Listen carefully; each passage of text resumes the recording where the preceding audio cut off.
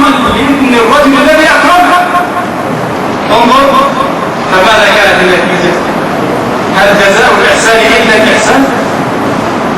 فكان هذا الطيب الذي أحسن إلى الولد أحسن الله إليه بمد حياته لعله يطيع ربه فيه. أما هذا الولد فقد قتل بيد أبيه الظالم.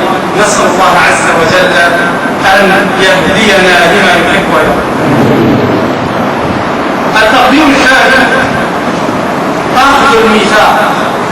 قال الله عز وجل: وإذ أخذ ربك من بني آدم من ظهورهم ذريتهم وأشهدهم على أنفسهم ألست بربكم قالوا بلى شهدنا أن تقولوا يوم القيامة إنا كنا عن هذا غافلين أو تقولوا إنما أشرك آباؤنا من قبل وكنا ذرية من بعدهم أفتهلكنا بما فعل المبطلون وكذلك نفصل الآيات ولعلهم يرجعون.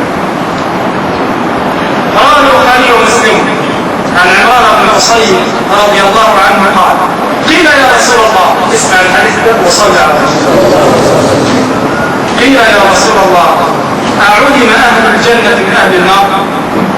قال: نعم. قال: ففيما يعمل العاملون؟ هنشتغل لأنصار المسلمين معروف أهل الجنة معروفين وأهل النار معروفين.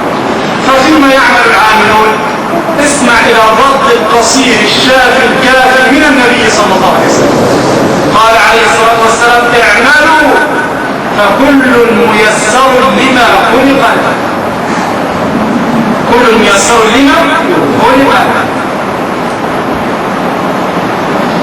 وبهذه المناسبة جماعة الجبرية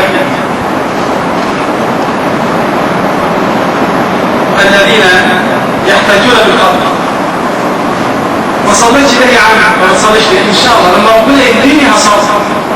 تتحجب يا سيدة البنات لما ربنا يريد هتحجب. ده انت بقالك 10 سنين مبالغ وعاد يا اخي ربنا ما ارادش. لو ربنا اراد كنت صليت واتحيت والتزمت واستقمت زي كده ادعيني. الله يحتاج بالقدر. انت يا ابني بتعكس البنات ليه؟ انت شربت الخمر ليه؟ ربنا مقدر عليك اشرب الخمر. انا عندي ذنب؟ الله. طيب هؤلاء الجبرية يرد عليهم الشيخ ابن عثيمين رحمه الله فيقول: لو انك قلت لهؤلاء الجبرية الذين يحتاجون بالقدر ربنا مقدر عليها فقابلت احدهم فلكنته لكمة وقع المغرب ولكن تضربني ليه؟ قل معلش ربنا مقدر عليها المغرب غصب عنك. هل يرضى بهذا الجواب؟ يرضى ولا يرضى؟ لا انت مدت ايدك ولربيك باختيارك. انت ايضا مديت يدك وشربت الخمر باختيارك. واضح يا شباب؟ اما الجماعه الذين هم القدريه الذين ينفون القدر ويقولون هناك اشياء تحدث في كون الله بدون ارادته وبدون مشيئته سبحانه وتعالى. هو افراق المعتزله. من مشايخهم واحد اسمه عمرو بن عبيد. اسمع الحته اللي حصلت له. صلى على رسول الله. عمرو بن عبيد ده شيخ الجماعه القدريه جالس بقى معاهم يقولون القدر وما القدر وازاي ربنا سبحانه وتعالى لم يريد ان اشياء تحصل في كونه والى اخره. ففي واحد عربي بدوي لا له في العلم ولا غيره. لك حركه عيد السلام عليكم يا جماعه. وعليكم السلام. ناقتي ضاعت. طب انت عاوز ايه؟ تدعو الله ان يردها عليك. فقام الشيخ القدريه بقى رفع يده وقال ايه؟ اللهم انك لم ترد ان تضيع هذه الدابه فضاعت ولم ترد ان تسرق فسرقت. اللهم ردها عليك. فقال لا يا عم ما تدعيش. كان اخشى ان يريد ان ترد فلا ترد. طبعا الواحد بدا ورد عليه. ازاي ربنا؟ اصل هم خايفين يقولوا ربنا شيء سالك. خايف لو كنت لم تخشى ان تسرق فسرق. فقال لا ما تدعيش. ليه؟ لانه بفطرته يعلم ان الله عز وجل لا يكون شيء في كونه الا بعلمه وبمشيئته سبحانه وتعالى. جدا للإمام الطحاوي رحمه الله في عقيدته المشهورة التي أجمع أهل السنة والجماعة على صحتها، يقول: ولا تثبت قدم الإسلام إلا على ظهر التسليم والاستسلام، فمن رام ما حضر عنه علمه ولم يقنع بالتسليم فهمه حجبه مرامه عن خالص التوحيد وصافي المعرفة وصحيح الإيمان. وقال أيضا رحمه الله: وأصل القدر سر الله تعالى في خلقه، لم يطلع على ذلك ملك مقرب ولا نبي مرسل، والتعمق والنظر في ذلك ذريعة الفتان وسلم الحرمان ودرجة الطغيان، فالحذر كل الحذر من ذلك نظر وفكرا ووسوسة، فإن الله تعالى طوى علم القدر عن أمامه ونهاهم عن مرامه، كما قال سبحانه في كتابه: لا يسأل عما يفعل وهم يسألون.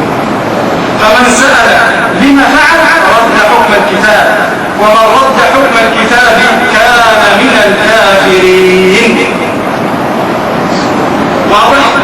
أعطانا سر القدر إيه؟ إن الله عز وجل لا يسأل عما يفعل وهم يسألون. وإحنا عندنا رجال إذا تعارض الشرع مع العقل يقدم إيه؟ عند المعتزلة إذا تعارض العقل مع الشرع يقدمون إيه؟ العقل. واحد يقول هذا هو العقل ممكن يتعارض مع الشرع ولا لا؟ صادق.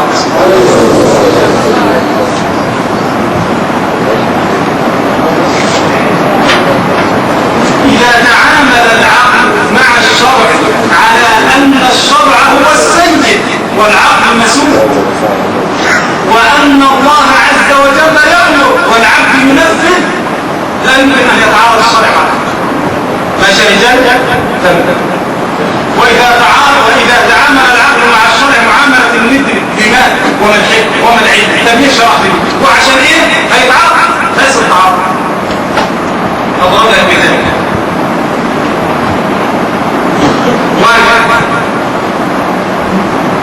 مسؤول كبير جدا وعنده أكرمكم الله مثلا ساعد لي أو خادم في مكتب، فبدأت: يا ولد تعال يا جيب لي 10 أقلام حمر وقلمين صفر، وجيب لي بريد بوسطة، وجيب لي بريد 10 ورقات بنص جنيه، و50 ورقة بجنيه، و3 ورقات بربع جنيه. فوقف الخادم ده وقال له: أنا عاوز أفهم ليه أنت عاوز من ربع جنيه؟ وعشان ليه عاوز الكلام الحمراء؟ وليه هجيب الكلام الخضر؟ ما انا مش هتحرك واعمل حاجه لما اقتنع الاول. انا عاوز اعرف العله والحكمه من هذه الاشياء. بالحق ولا مش بالحق؟ بالحق ولا مش؟ لا مش شغلته، هو شغلته يجيب خلاص، وفي الاخر ياخذ مرتبه وخطيبه. صح؟ تمام. فنحن ينبغي ان نتعامل مع الشرع ان الله هو المالك المتصرف ونحن العبيد المقهورون. إنما كان قول المؤمنين إذا دعوا إلى الله ورسوله ليحكم بينهم أن يقولوا سمعنا وأطعنا. بس أنا عمري ما شفت حاجة في الدين تتعارض مع العقل. طب أنا هسألك سؤال وجاوبني بعقل. ما تجاوبني بالشرع، أنا عارف إن أنت عارف تجاوب بالشرع، بس جاوبني بالعقل. صلي على رسول الله. رجل متوضئ ثم انتقل وضوءه أكرمكم الله، خرج من ايه؟ خرج من أكرمكم الله وعاوز يصلي، يعمل ايه؟ يتوضأ، صح؟ أنا أسألك الآن: ما علاقة غسل الذراع بخروج الريح؟ جاوبني عنها. في علاقة؟